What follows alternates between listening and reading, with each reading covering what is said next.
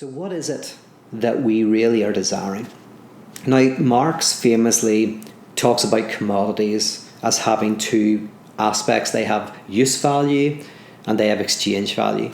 So a commodity, which is anything, this camera, this chair, my mobile phone, a commodity has use value, which means that it has value in terms of what it can provide for me. So if it's a guitar, it's the use value is I can learn to play it, make music, I might want to be a musician or whatever, so it has a certain use value.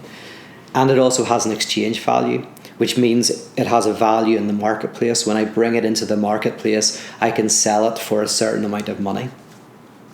But there's this third dimension to a commodity, and Marx famously talks about it in Capital, in section 4, chapter 1, one of the most famous writings of Marx. He talks about commodity fetishism, where he talks about commodities have metaphysical subtleties and theological niceties. So a commodity looks completely normal, but Marx says it's not. It's like magical, it's theological, it's religious. And so what does he mean by that? I think actually the work of René Girard can really unpack it to a certain extent. So let's call it a religious value.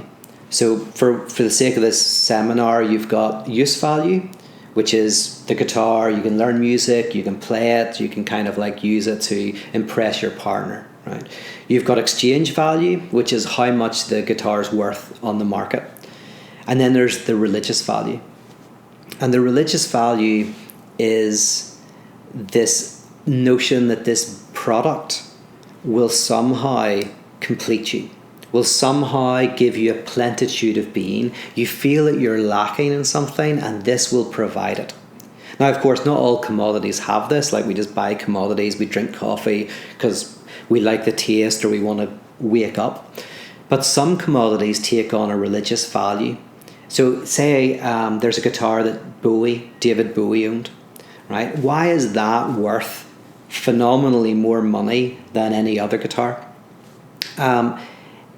Partly it's because for someone who's into David Bowie desired that guitar. And what we do for Girard is, in a sense, we have a sense of lack. And I've talked about that in other seminars, so I won't go into that. But we have to be human is to experience a lack of plenitude of being. There is something we're missing that's foundational to our subjectivity. We imagine that other people don't experience that other people have a plenitude of being, that other people can experience wholeness, completeness, and fullness. And we imagine that it's because of certain products. So we see someone who on an advert who's very happy and content because they've just bought this car. And we imagine, that car is it's giving them a certain wholeness and completeness that we lack. And so envy is, we therefore want to get that product. And if we have to, get rid of the person who owns it and take that product for ourselves. So with that guitar, if I'm a Bowie fan, I'm like, well, Bowie loved that guitar. His music was incredible. He had this plenitude of being.